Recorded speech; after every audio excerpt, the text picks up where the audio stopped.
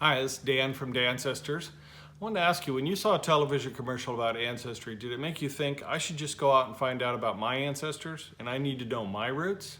Those television commercials certainly make it look easy.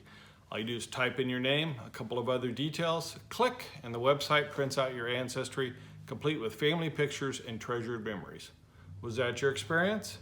If so, then likely your first cousins in both your parents' sides already did a tremendous amount of work tracing your family tree. You got the rewards for their hard work. But it's more likely that your experience was that the website gave you suggested ancestors who had little to do with you. Other than marriage records in a few states and phone directory records in some cities, there aren't a whole lot of ancestral records out there after 1940. What's so magical about 1940? Well, that's the date of the last transcribed census. The census is released for transcription every 72 years. So what is transcription? Well, that's where you have a public release of the private information contained in the census, where libraries and genealogy software companies can obtain those records, transcribe them, and make them available and viewable by the general public. So as an example, in 2022, the 1950 census will be released, and that'll allow people to go and find out what was going on in their ancestors' lives in 1950.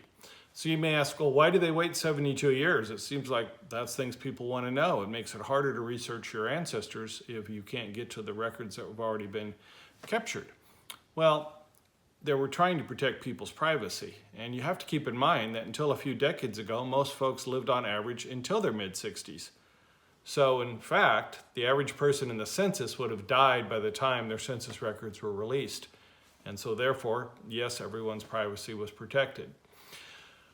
Now, some of us may be lucky enough to be recorded in existing family trees on software websites, but most of those trees, again, to protect privacy, won't show living people. They'll just show a record for a living person as a child, but without a name or any pertinent information that could cause somebody's identity to be stolen, as an example.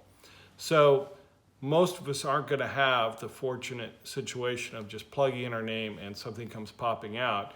You're going to have to know about your ancestors that were born before 1940 to go get started on your family tree, and we'll talk about that shortly.